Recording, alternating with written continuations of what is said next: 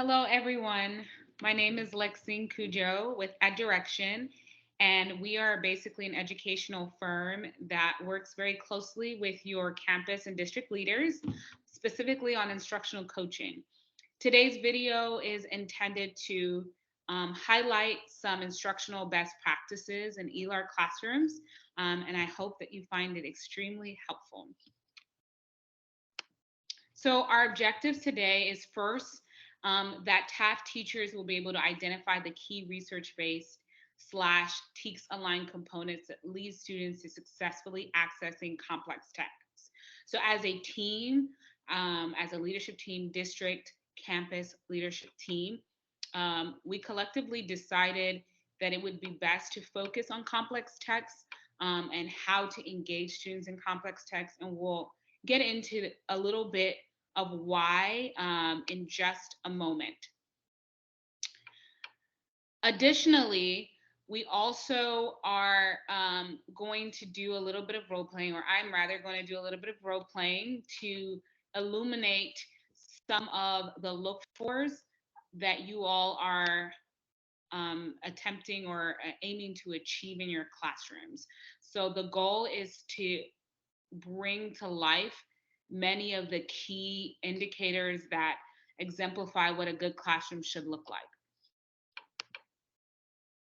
All right, so why complex text? As I mentioned earlier, as a team, we decided, okay, in order to improve an ELAR class, in order to make an ELAR class exemplary, stellar, students must be reading complex text and they must be able to engage it and access it very successfully.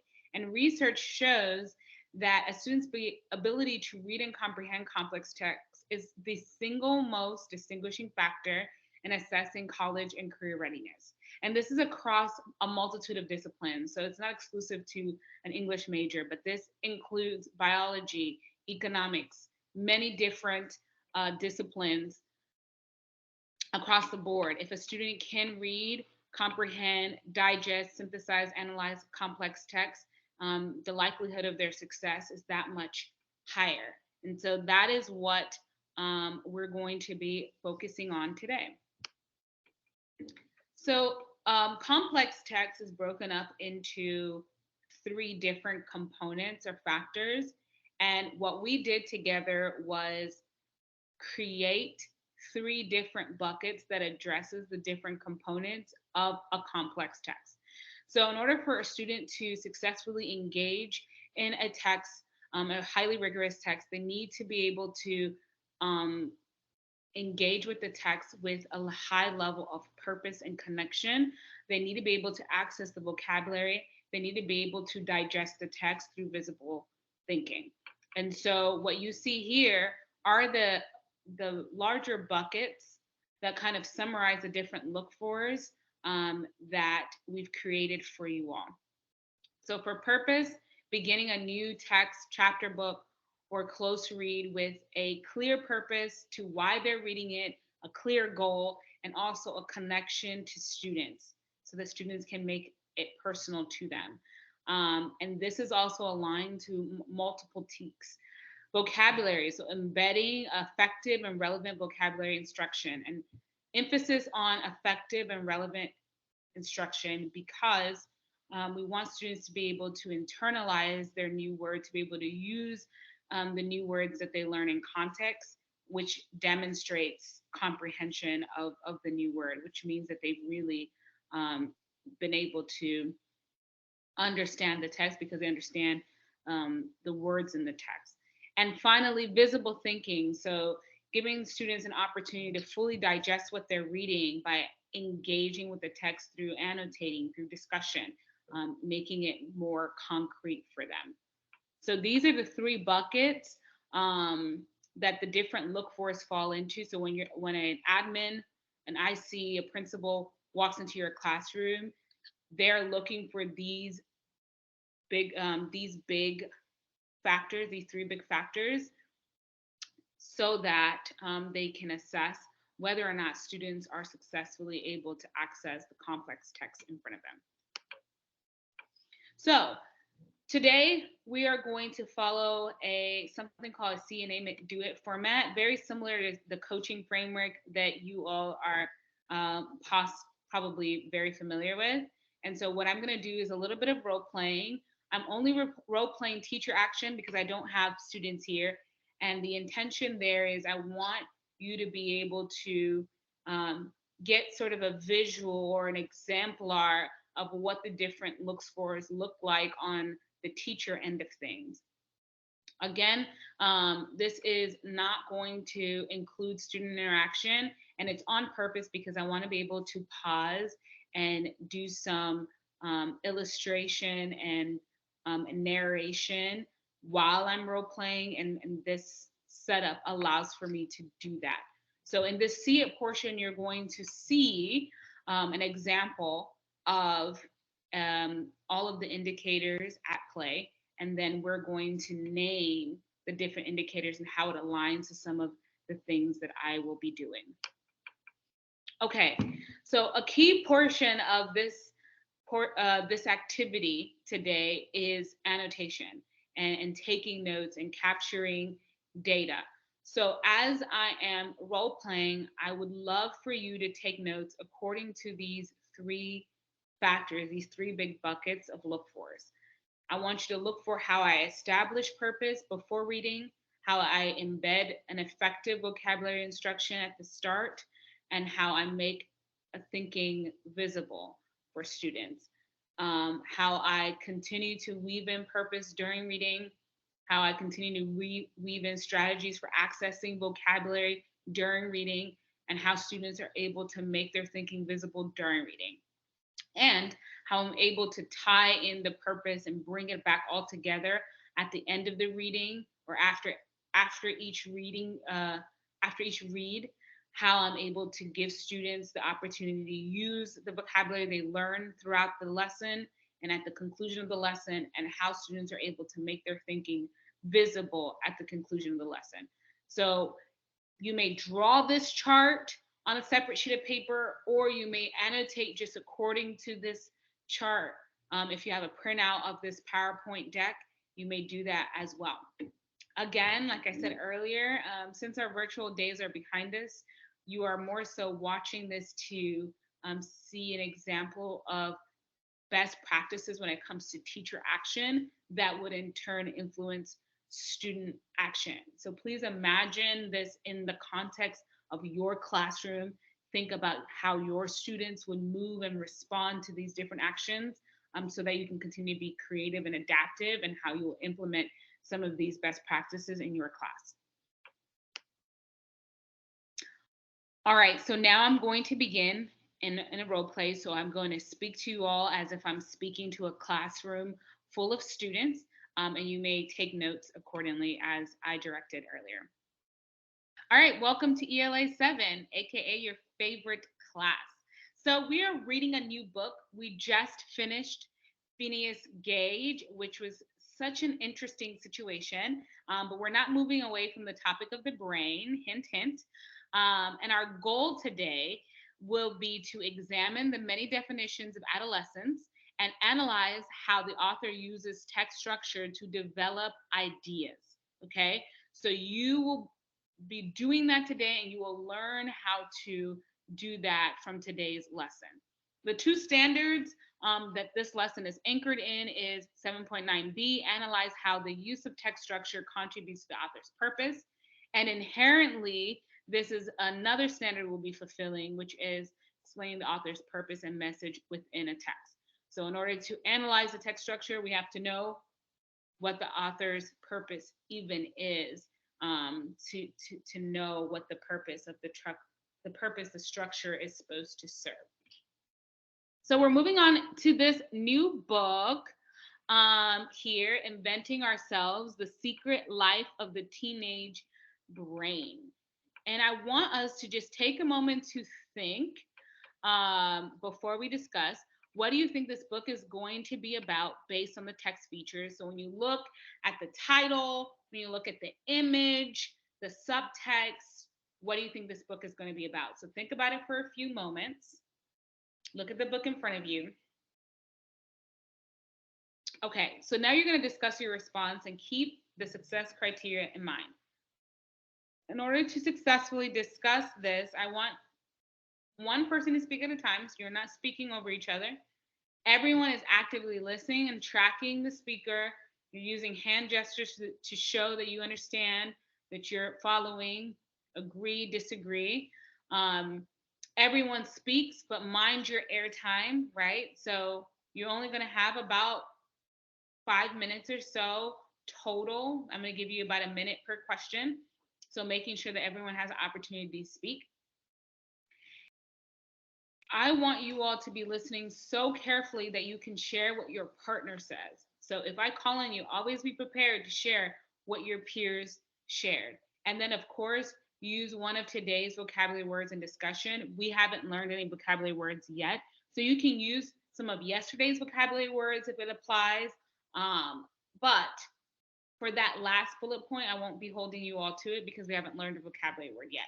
But this is our discussion success criteria. So I am looking to see that you are following at least the first 4 bullets. Okay. So what do you think this book is going to be about based on the text features? I'm walking around to listen to your discussion. You may discuss. Okay. So students are discussing. I'm walking around and I'm listening in and capturing data on their analysis.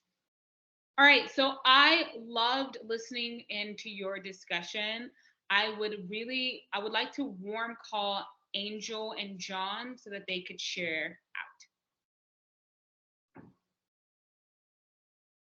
Angel and John shares out. Okay, so do you often feel like adults don't understand you as a teenager? Do we have a hard time understanding teenagers? Let's talk about it. Let's discuss. Turn and talk at your table. Walking around listening to students' discussion. Okay, I have 2 more questions for you all. Bring it back. Do you feel like teenagers may not always understand themselves? So, do you feel like teenagers may not always understand themselves, and how might studying the teenage brain be helpful to understanding yourself? Okay, let's talk about it. So, I'm walking around listening to students. I might use a name randomizer this time. So, I'm pulling from my popsicle stick. Samantha, do you feel like teenagers may not always understand themselves, and how might studying the brain be helpful? Samantha responds. Sarah. Sarah responds. Okay, so before we move into the book, there are 4 key words that you are going to see often, and I want to make sure that you know what those words mean. So we're going to engage in short vocab instruction. However, there are going to be plenty more words that you do not know that you will come across. And I would like you to also use this context clue success criteria to understand those words as well. So not only does the success criteria help you with today's 4 words, but even as you are reading, you'll be able to use this skill set to identify other words. So in this activity, the first thing you're going to do is you're going to independently read each sentence. Then as a table, you're going to discuss what the word means, the underlined word means. And I want you all to agree. So I don't want you to write all of your answers. You're going to discuss it together. And once you've all agreed on what the definition is, then I want you to match in the letters. So you're doing this for each sentence. You discuss it, following our discussion, success criteria, expectation. You agree on what you think it means, you match the definition, okay? Make sure you look at the images because the images really help you with defining each term. In order to use context clues, the first thing you need to do is identify what word you don't know. In this case, it's already been identified for you, it's underlined. Then you're going to read the words around it and even sentences. So if you're reading a text, you might read the first sentence before the sentence of the identified unfamiliar word and the sentence after, just for the full context to get an idea of what's going on. Then you're going to replace the unfamiliar word with a synonym that you think could fit in that context. And then you'll reread it again to gain clarity, like, okay, Now I think I understand what's happening. Now I think I understand what it means. I'm now going to move on and read the rest of the text so that I can ensure that I have an understanding of what's happening in the text. Okay? So those are the steps there. So first, you're going to read the sentence independently. Then together, you're going to discuss what the word is and agree. Finally, you're going to match. Okay? You have about 3 minutes. All right, I love listening to your discussion. I love watching you all fulfill the discussion expectations. So now I'm going to popsicle stick to call on a few people to give the response. Jacob, she is normally calm and level-headed, so this outburst is an aberration. What do we think aberration means?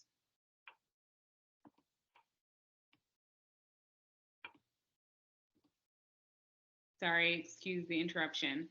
All right. Yes, it is an unusual situation. It's not usual. And as you can see in this image here, the parents looked shocked by their child's, reaction. And so her reaction, her outburst is an aberration. Okay, his new haircut made him self-conscious. He kept his hoodie on all day. So, which one would match here? Angelica? That's right. B is matched to hyper awareness of oneself that causes discomfort. Okay, very good. And then for C and D, I'm going to give them to you. So, studying physiology helps me understand why it's important to eat healthy. I don't know if you noticed this, but there's a little image of a human body here. So, that's supposed to be a little clue.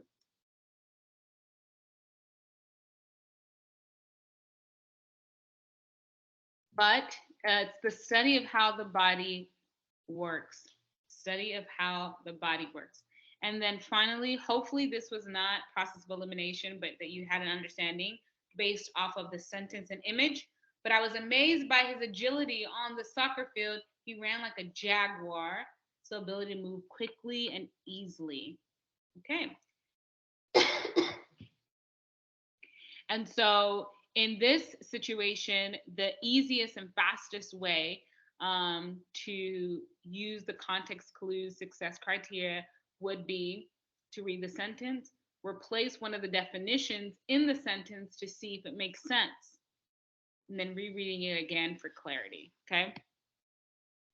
All right, we're almost there, almost there. Genre. So, what do you think the genre of this book is? When I count to 3, I want you to show me on your fingers what you think.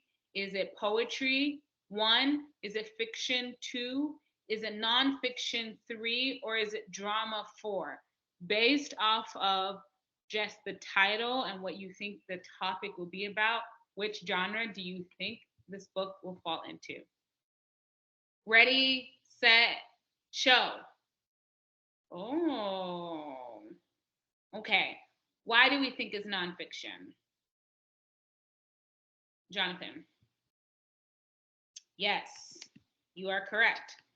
Okay, so remember, whenever we read, we analyze based off of the genre. If we know that it's nonfiction, what should we be analyzing the text for? 1, plot. 2, text structure. 3, figurative language. Ready, set, show.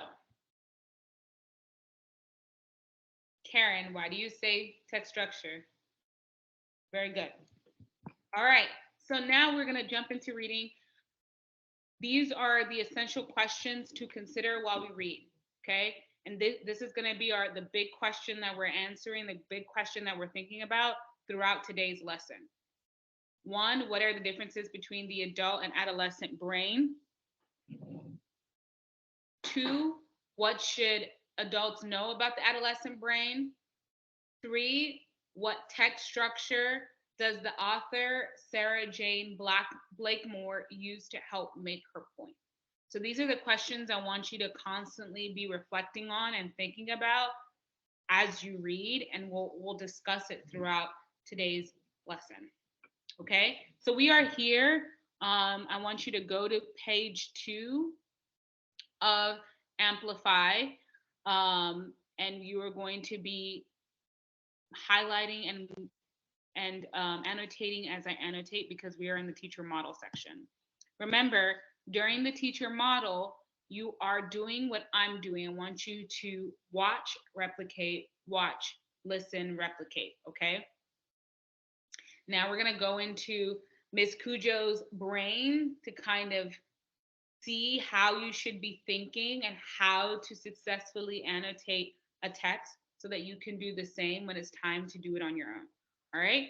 So let's see. Adolescence isn't an aberration. Ooh, this is our new vocabulary word here. Aberration. I'm going to highlight that. And I'm going to think about what I'm going to look at my little half sheet. And in my half sheet, I see that aberration means something that's unusual. So if adolescence isn't an unusual, this means that it's normal. Adolescence is normal. So I'm going to make sure that I write that here, that it is normal.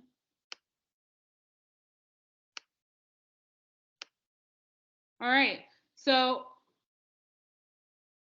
I'm going to determine key ideas, make connections, and analyze this nonfiction text, analyze for text structure. Okay. When I tell people I study the adolescent brain, the immediate response is often a joke. Something along the lines of, what? Teenagers have brains? Well, I'm going to make a connection here because that's not very nice. So I'm going to put a sad face here because I feel sad that they think teenagers are weird. Okay. For some reason, it's socially acceptable to mock someone, to mock people in the stage of their lives. But when you think about it, this is strange.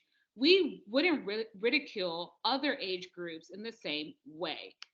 I'm going to highlight this because I think this is going to be an important detail to help me write my key idea. It seems like in this text structure, they're going to make some comparisons. So I'm going to highlight that because I believe a comparison is on the way. Imagine if we went around openly sneering at the elderly for their poor memory and lack of agility. Agility, that's one of our words too, and I know it means to move fast. So imagine we went around openly sneering. I don't know what sneering means. So I'm actually going to circle sneering because that is my unfamiliar word. I'm going to read for context. Okay, but when you think about it, this is strange. We wouldn't ridicule other age groups in the same way. Imagine if we went around sneering at the elderly for their poor memory and lack of agility. Okay, so we wouldn't make fun of other people, other groups or age groups. For example, the elderly. So why are we making fun of teenagers? So I kind of get the context. I get what's happening here. Openly sneering. I think sneering means making fun of. So imagine if we went around openly making fun of the elderly. Okay, that makes sense. Just replace that word. It does make sense here. So I'm going to reread for context. Imagine if we went around openly sneering or making fun of the elderly for their poor memory and lack of agility. That makes sense to me. Okay, perhaps part of the reason why adolescents are mocked is that they do sometimes behave differently from adults. Okay, so I'm going to highlight here because even though we think adolescence is a normal stage in life, there are some differences for sure. There are some differences. So I think this is important. Some take risks, some become self-conscious. Ooh, I know self-conscious means to kind of be super aware of yourself and uncomfortable. So that makes sense. They go to bed late, get up late. They relate to their friends differently. Okay, so I'm going to write my key idea. I did make some connections here. And my key idea that I'm going to write here is that adolescence is a normal part of life, a normal stage in life, although there might be some differences. And my analysis here is that there is some compare and contrast, making comparison to show that it's normal, and some contrast to show that in reality, there are some notable difference that we should look into. So I did some analysis. I think the author is intending to do some compare and contrast. And so that would be fulfilled on this step, thinking about that. But I haven't learned much about what the differences are or what I think adults should know. So I'll just continue to keep these two in mind. Okay, so as you can see during my model with students, I went through to show them how I was thinking through the read, right? And I was checking off each box as I went. I went through some of the new vocabulary words and took notes there. I highlighted, I modeled how to highlight, showing them not to highlight the whole thing, but only things that would give us clues as to what the author's ultimate purpose is in writing that paragraph, right? And then I went on to write the key idea. I took note of the new word and made sure I went through all the steps to model how I use context clues to figure out some words that I didn't know. I made personal connections with the smiley face, with the SMH. So here is a model of note taking and annotating and making the thinking visible that the students would then replicate so that they can do it on their own when the time comes. Okay, so now I'm switching back to role play mode. All right, class. So now that I've annotated the text and modeled the annotation strategies, I want you to see the incredible value in annotation and how it makes it so much easier to analyze the text and read it for meaning. And so what you're going to do independently is based off of my annotations and based off the text we just read, you're going to answer this question number 2. Okay, we are still on page 2 at Amplify. And this question states, notice how the author structures her sentences, uses syntax in paragraph 1. How does beginning her sentence with phrases like, for some reason, and but when you think about it, reveal her point of view? How does that type of phrasing reveal her point of view? I have a sentence stem here that you can use, but please keep in mind the expectations for open-ended responses. You incorporate at least one vocabulary word. So I have 2 really good ones that you can use that would make lots of sense in this context down here. Respond with at least 3 complete sentences, right? And then finally use text evidence from paragraph 1 to support why you believe what you believe or why you're responding as so. And you have 5 minutes to complete that. I'm going to be walking around to see your response. So I'm walking around.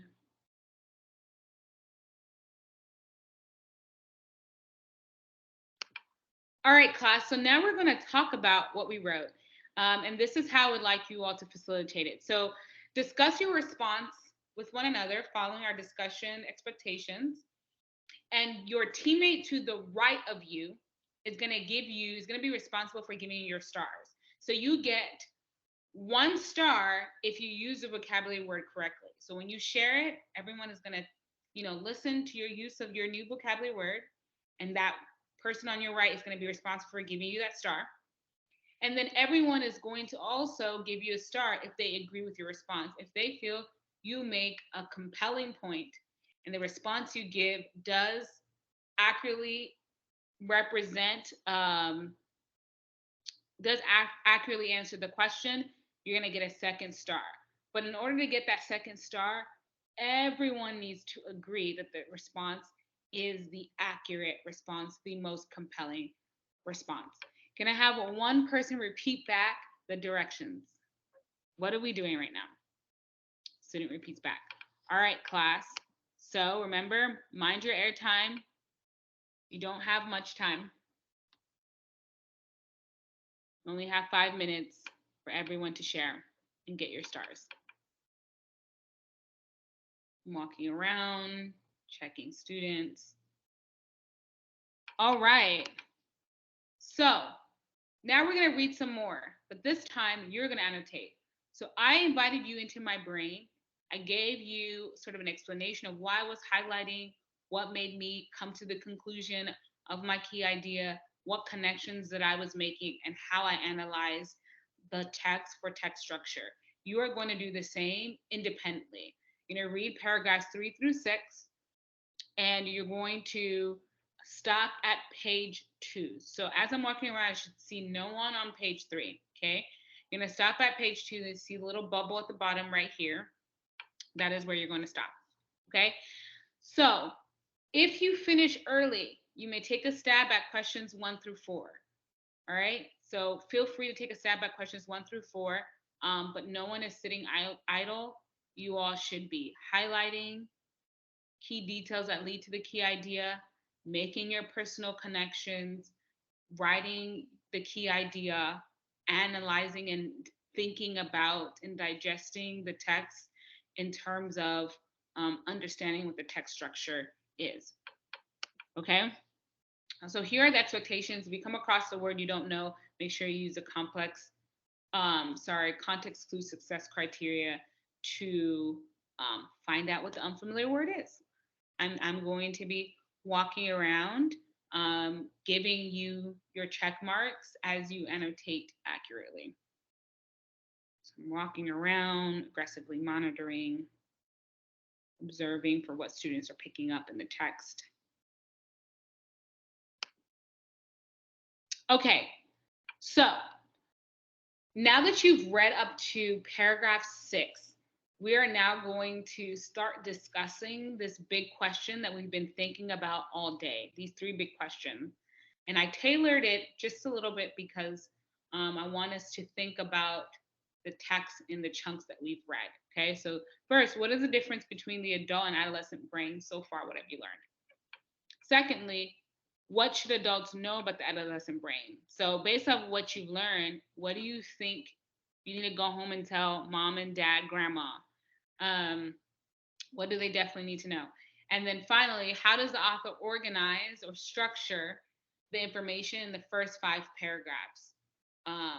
If you were to group it, you would say, like, these paragraphs, the author's trying to do this, author's trying to do this in this paragraph, author's trying to do this in this paragraph, which leads into this in this paragraph. Thinking about their structural choices, and how does that structure help the author develop the point that they're trying to make? How is it helpful? So I'm going to go around and I'm going to spotlight one person's work, and we're going to add to it. We're going to learn from it and so forth. Remember in your discussion to remember that everyone speaks, one person speaks at a time, and we are active listeners.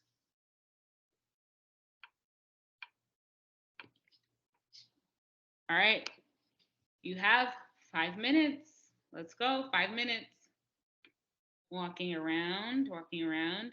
I see Jonathan's response is an exemplar response, but he is missing text evidence. So I'm going to spotlight his, highlight what's going well, and then do that. So that's what's happening in my brain. All right, so as I was walking around, I saw some excellent responses. I'm going to actually spotlight Jonathan's response just because I loved his use of our vocabulary word. And I think that his response does accurately highlight the way the author chose to organize the text. So we're going to go ahead and read it and then add to his response, okay? So this is what Jonathan said. In paragraphs 1 through 3, the author tells readers why she is interested in the subject of adolescence. In paragraph 4, she previews information that she plans to share, including details about the physiological differences between adults and adolescents. And then in paragraph 5, gets into the topic and offers several definitions of adolescence. Snaps for Jonathan. This is wonderful. So, Jonathan is missing some text evidence to support the claims that he's making, okay? And he's also missing the portion where he explains why. Why is the author structuring in this way?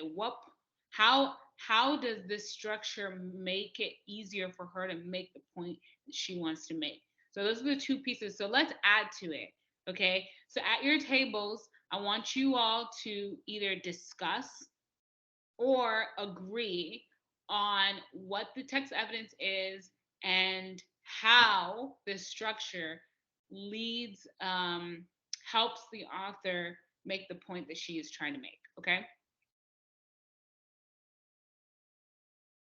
All right. I'm going to call table 1. Heard some fantastic discussion there. What text evidence did you find? Okay. And how does this structure help Sarah Blakemore make her point? Wonderful. Okay, so let's keep going. Let's keep going. So this is going to be our last read for today. You're going to read and annotate. We're now going to be on page 3. So we're not on page 2 anymore, page 3 of Amplify. And you're going to stop at 3. So you're going to go all the way to the end. Please do not answer any of the questions on the side. Just read and annotate paragraphs 6 through 11. As you're reading and annotating, these are the 2 questions that you will respond to, and these are the concluding questions for today. What I would like you to do is to keep these questions in mind so that you can respond to them with greater depth, and you can sort of pinpoint the text evidence that you will use in your response. If you finish early, I do not want you to proceed to responding. I want you to actually go to the vocabulary activity in Amplify. So you're going to go back to page 1 in Amplify and complete the vocabulary activity there. So during this time, you are silently reading and annotating according to the success criteria. If you come across words you don't know, you know what to do. Okay, you have 10 minutes. And I'm giving you this much time to fully read the text because I want you to have awesome responses for 5 and 7. So fully read, really annotate, really connect with the text so that you can have wonderful responses here. 10 minutes, let's go. I'm walking around, watching for annotations, giving feedback on annotation, walking around. All right, so I want you all to give yourselves a pat on the back, give yourselves a hug. You all did so great, had a lot of stamina. I saw some great annotations. So now we're going to be an independent practice or small group. If you have a blue sticker on your desk, that means you're in a small group today. And we're going to answer questions 5 and 7 together in small group. Everybody else, you may now proceed to answering questions 5 and 7. Here are some sentence stems to help you, but remember, you're incorporating at least one vocabulary word from today that you learned today. You're responding with at least 3 complete sentences each question, and you're using text evidence. You have a total of 10 minutes to respond to these questions as fully as possible, as completely as possible, and then we will close out with our exit ticket. 10 minutes. All right, my small group. So let's come together here. All right, so question 5 says, how does this study support the author's claim in paragraph 8 that we can consider adolescence a unique period of biological development? Okay, so I want us to now go to paragraph 8. And I want us to find the sentence. And then I want you to think about the study in its entirety. How does the study in its entirety support this? And this would mean that you would need to find other places in the study that aligns with this, right? So I want us to skim through the text. Okay, good job, Sarah. That's a good one. All right, so the study supports the author's claim in the following ways. What are the ways, Jacob? What paragraph did you find that? Okay, Sarah, where did you find that? All right, go ahead and write it down. Okay. All right, so now paragraph question 7, and then I would go on. So I'm with my small group, supporting them with answering 5 and 7.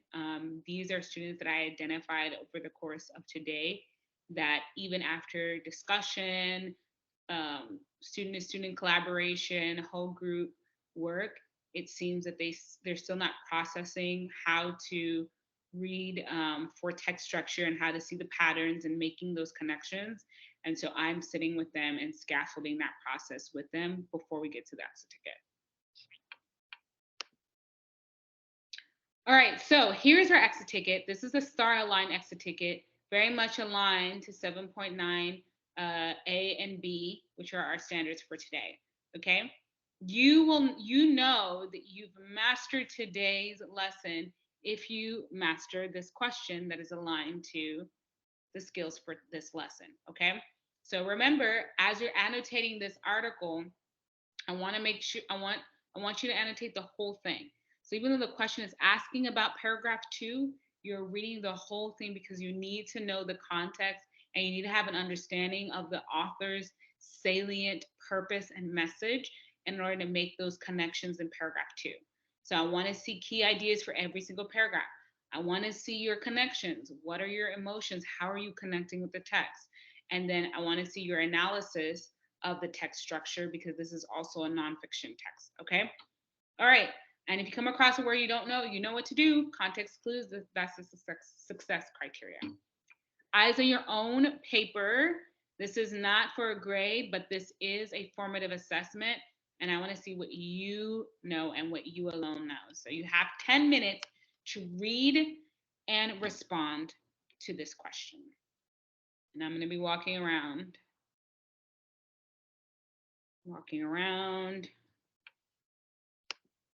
And seen. Okay, so thank you for indulging me and watching that.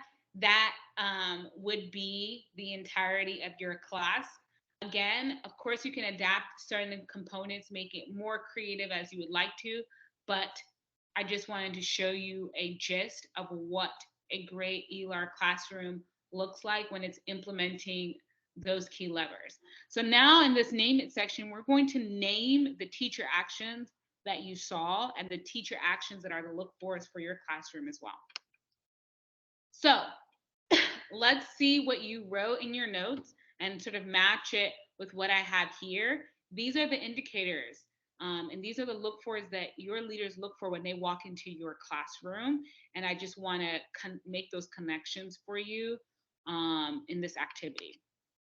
So teacher introduces text and connects to students' learning and or their lives. And so I definitely did that. I introduced the text. I had students think about what it's like to be a teenager, and I did all of that. The purpose of reading, they connected it to the objective and the goal for the day. And we also had essential questions, which is the question that they're trying to answer as they read. For the vocabulary lesson was 5 minutes in totality, right? So even though there was so much complexity in that students were talking about the text, they were matching, they were looking at images and things like that, the entire vocabulary lesson was 5 minutes. And this was an effective vocabulary lesson because I didn't just tell students, hey, look up this word, or hey, write the definition. I used a strategy where students had to deduce the words by reading the context, by using a success criteria, by looking at images. And then visual thinking, students were able to have a grasp of the genre going into the text. So understanding that this is a nonfiction text and I am looking for text structure.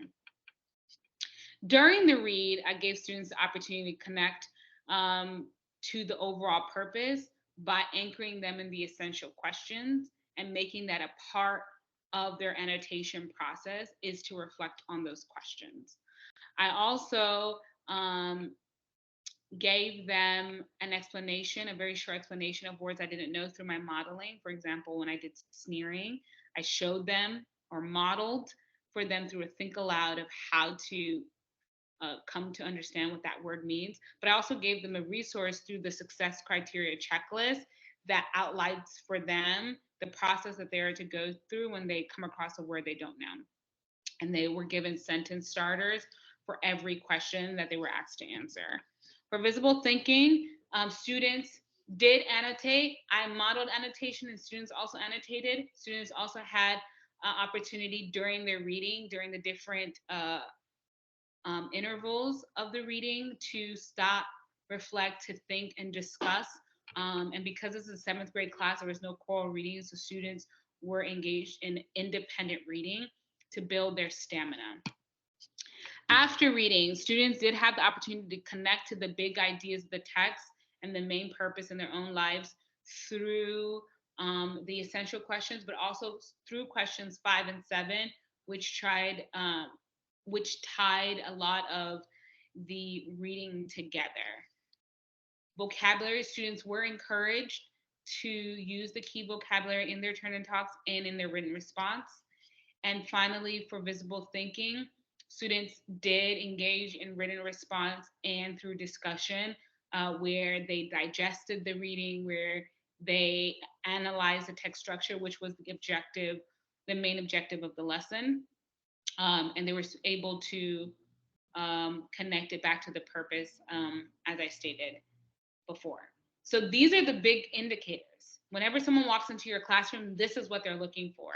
And so you are able to, through this video, my hope is that you were able to see all of these indicators in action and on the teacher's end. And this gives you sort of the steps and the process in order to fulfill those different steps.